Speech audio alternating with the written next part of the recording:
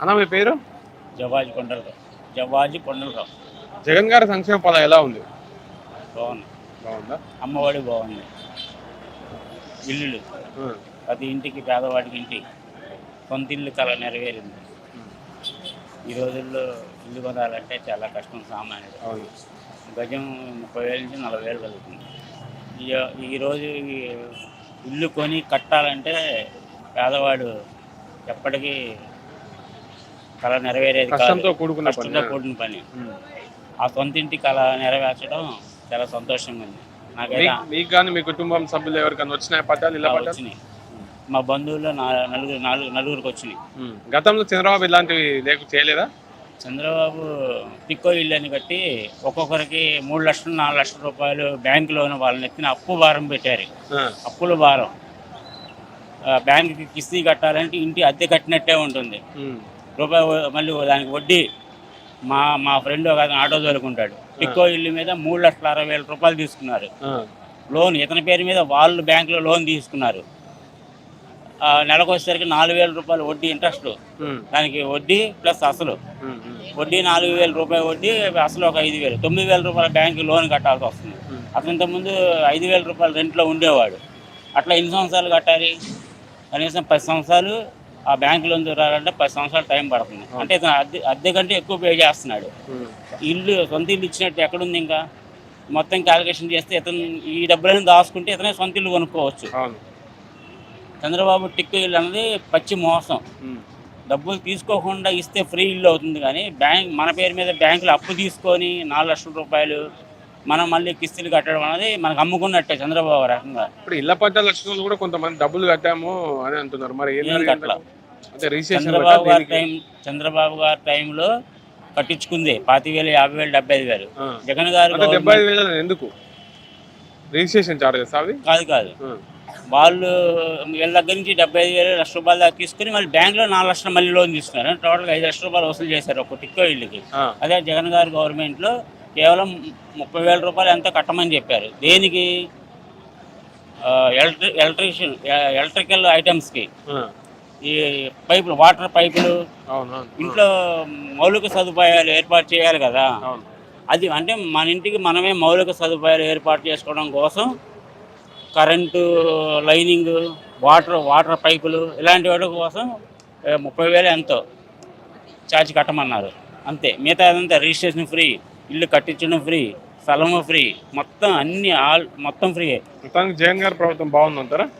100%. నాకైతే నచ్చింది. మళ్ళీ జగన్కి ఓటేస్తారా? మరి నేనేయటం కాదు, 100కి 60 మంది జగన్ గారికే ఓటేయాలి అని నిర్ణయించుకున్నారు. 100కి 60 మంది. మళ్ళీ సీఎం అయితే బాగుంటుంది అంటారా? 100% ఆయనే కావాలి. ఎందుకంటే పేదోళ్ళు ఇవాళ కరోనా టైంలో బతికాడంటే జగన్ గారి పుణ్యమే.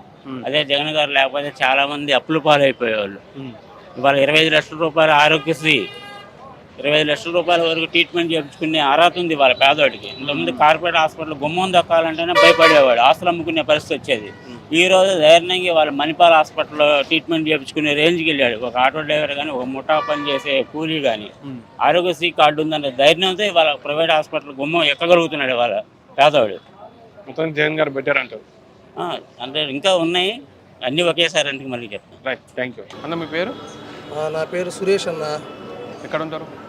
ఓల్డ్ ఆర్ఆర్పేట 56వ డివిజను.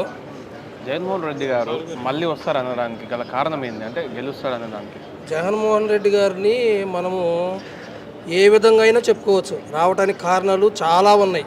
ఒకటి కాదు, చెప్పుకోవడానికే మనము లెక్కించుకోలేని ఉన్నాయి. కొన్ని చెప్పగలరు? కొన్ని ఎట్లా అంటే ఒకటి కాదు, అమ్మ ఒడి ఏంటి, మరి ఎస్సీలకి రిజర్వేషన్ కల్పించడంలో కానీ, వాళ్ళకి సీట్లు ఇవ్వడంలో కానీ, మైనార్టీలకు కానీ, మరి తర్వాత మరి ఆటో వాళ్ళకి కానీ ఎన్ని పథకాలు, ఒకటే ఆడు కాదు.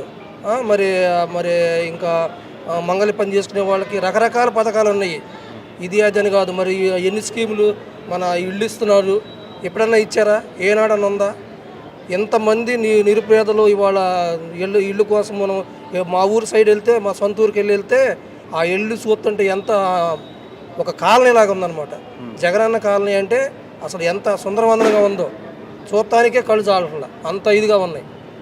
ఎప్పుడు లేదండి ఈ ప్రభుత్వంలో ఉన్న పథకాలు ఏనాడు చంద్రబాబు చెప్పుకోవడానికి ఏమి లేవు.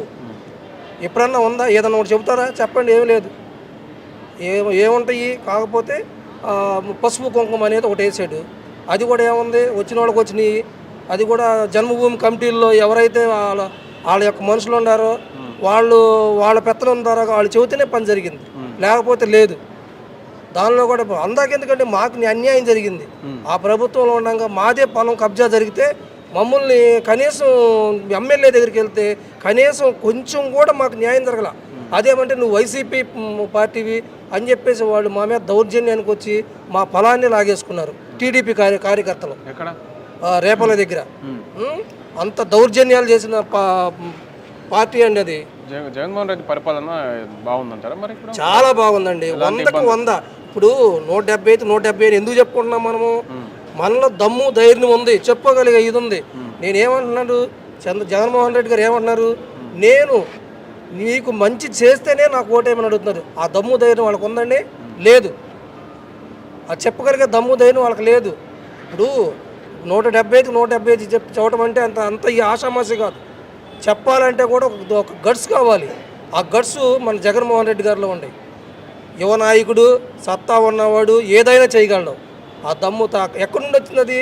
ఆ తండ్రి నుండి కునుకు పుట్టుకున్నాడు ఏం చేయాలి ఏంటి అనేది. ఆయన ఒక అడిగెత్తి 4 అడుగులు ముందుకేసి ఎంతో విధిగా చేసాడు.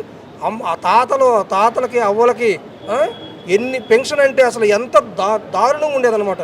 లైన్లో నిలబడి ఆ డబ్బులు ఇవాళ రాలేదని తిరిగి వెళ్ళిపోయేవాళ్ళు. అలాంటిది లేదు. మన ఇంటి ముందుకు వచ్చి బెల్ కొట్టి లేకపోతే గేటు కొట్టి నిద్ర లేవకముందే కళ్ళు నలుపుకుంటూ తీసుకునేవాళ్ళు. అలాంటి పరిపాలన మన జగన్ అన్న సాగిస్తున్నాడు. మళ్ళీ జగన్ వస్తే బాగుంటుందా? 100%కి జగన్ గారు వస్తే మన జీవితాలు బాగుపడతాయి. పేదల ముందు పేద ప్రజలు అనేవాళ్ళు అన్నం తింటారు. చాలా బాగుంటుంది. జగన్ ప్రభుత్వం బాగానే ఉంది. నాకు పెన్షన్ వస్తుంది. ఎంత వస్తుంది? నెలకు 3000 వస్తుంది. మాకు ఇబ్బంది లేకుండా బాగానే జరుగుతుంది. మళ్ళీ జగనే కావాలని మేము అనుకుంటున్నాం. ఇంతకుముందు గతంలో చంద్రబాబు కంటే బెటర్ ఉందా? మరి ఇప్పుడు ఇంటికి వచ్చి పింఛన్ ఇస్తున్నారు. అప్పుడు అక్కడ తీసుకోవాలి. ఇంటికి వచ్చి ఇస్తున్నారుగా. 1వ తారీఖే పొద్దుపొడవ తారీఖు ఇంటికి వచ్చి ఇస్తున్నారు. మరి మాకు మేలుగానే బాగుంది. మళ్ళా గెలిస్తే 4000 ఇస్తా అని చెప్తున్నాడు కదా, నమ్ముతారా జగన్? నమ్ముతాం, గ్యారెంటీగా నమ్ముతాం. జగనే రావాలి మళ్ళీ. ఇంకా ఏమేమి వస్తుంది సంక్షేమ పథకాలు మీ ఇంట్లో? మాకు అది మేము పెద్దవాళ్ళం కదా, మా ఇద్దరికి అదే వస్తుంది. పిల్లలకు అమ్మఒడి, మా పిల్లోడికి అమ్మఒడి వస్తుంది. పిల్లలకి జగన్ మళ్ళీ ఓటేస్తావా? గ్యారెంటీగా మళ్ళీ గెలిపించుకుంటారా? గ్యారెంటీగా తప్పకుండా గ్యారెంటీ జగనే గెలిపించుకుంటాం. చంద్రబాబు వద్దు ఎందుకు? మరి ఆయన పథకాలు ఇవ్వడుగా. పథకాలు ఇవ్వనప్పుడు ఎందుకండి? అది పథకాలు జగన్ గారు బాగా ఇస్తాడు. ఇచ్చాడుగా, ఇస్తాడు, ఇస్తాడు. ఈ నెల వచ్చిందా పింఛన్? వచ్చిందిగా, మనం 1వ తారీఖు వచ్చిందిగా. 1వ తారీఖు ఎన్ని గంటలకు వచ్చి ఇచ్చిపోయారు? మాకు 6 గంటలకల్లా వచ్చిపోయింది అమ్మాయి. నిజంగా ఇస్తున్నారు? నిజంగా ఇస్తానంటే అరే 7 గంటలకు లోపల ఇచ్చిపోతుంది ఆ అమ్మాయి. క్యాష్ ఇచ్చిపోతారా? క్యాష్ కాకుండా అకౌంట్లో వేసిపోతారా? అకౌంట్లో క్యాష్ ఇచ్చిపోతున్నారు. మంచిగా ఉంది, మంచి బ్రహ్మాండంగా ఉంది. మళ్ళీ జగన్కే నా ఓటు.